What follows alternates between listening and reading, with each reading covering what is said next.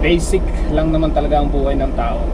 Kung gusto mo maging masaya, ay di hanapin mo kung saan ka masaya. Kung hindi ka masaya ngayon sa sitwasyon mo, maghanap ka ng sitwasyon na pwedeng magpasaya sa'yo.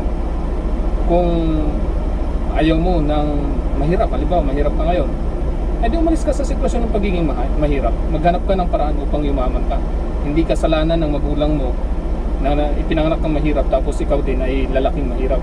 Kasi marami naman tayong kwentong naririnig na dating mahirap, pulubi, yumaman. Dahil sinikap nila na mabago ang kanilang buhay. Kasi ikaw lang naman ang magdedesisyon nito. Hindi mo pwedeng isisisa sa iba ang kapalaran mo o ang sitwasyon mo sa ngayon, sapagkat ikaw mismo ang pumipili nito.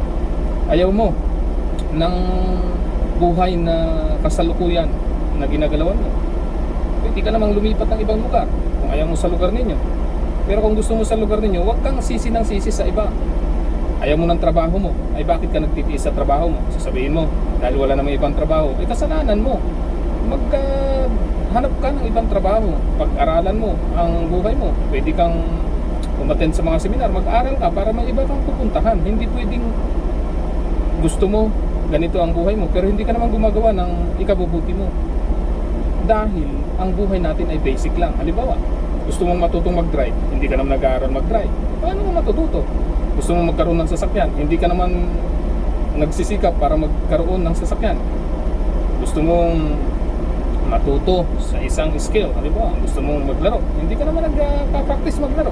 So lahat yan ay nasa sarili mo. Hindi mo pwedeng isisi sa iba, hindi mo pwedeng diktahan ng iba para sa sarili mo. Kaya napaka-basic. Halimbawa, isa pang basic na nakikita ko sa pagdadrive. Alam mo na nga na paliko, may dilaw na nga sa gitna. Aarangkada ka pa, overtake ka, tapos pag nadisgrasya, sisisihin mo yung mababangga mo o di kaya yung overtaken mo. Wala silang kasalanan, nagdadrive lang sila. Ikaw na nakamotor ngayon, nasa gitna ka, alam mo namang may wings at doon ka mag-drive. Bakit kasi hindi tayo marunong sumunod sa basic? Ang basura natin, ikakalat pa natin. Tapos sisisihin natin ang ibang tao kapag nagkaroon ng mga kalamidad dahil sa ating mga basura, nagkaroon ng pollution. Hindi pwedeng ganun. Dahil tayo, maging responsible tayo sa ating mga galaw. Huwag na huwag tayong sisisi sa iba. Kasi ang mga tao, pangkaraniwan, maraming mga tao, pag nagkakamali, hahanap pa ng sisi sa iba. Ay hindi po ganun ang buhay ng tao. Ang tao, dapat tanggapin mo na mayroong resulta lahat ng ginagawa mo. Basic po yan. Basic, kung baga, kailangan natin ng common sense sa ating mga ginagawa. Halimbawa, may kausap tayo, hindi na nga tayo pinapansin, papansin pa rin tayo ng papansin. Ay hindi po maganda yun. Kinakailangan pag-aralan mo. Kung hindi ka na pinapansin, ay di umalis ka. Kung wala ka ng halaga sa kanila, umalis ka. Huwag mo na silang pansinin din. Huwag mong ipilit ang sarili mo sa mga taong ayaw na sa'yo. Oh, gusto mo na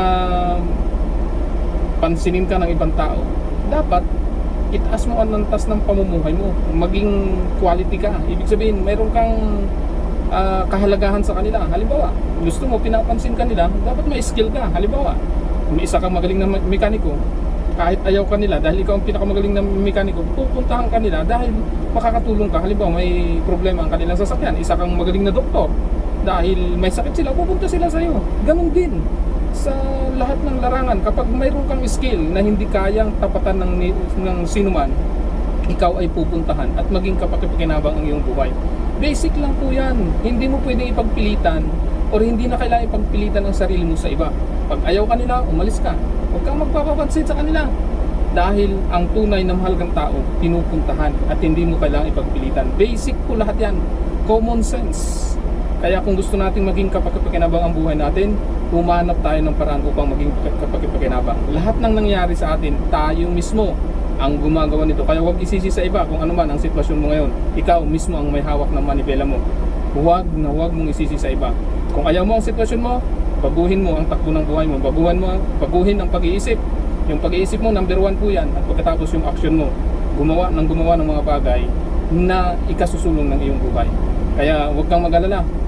Kung hindi ka pa nakagawa ng magagandang bagay nitong nakaraan, ngayon, i-start mo na.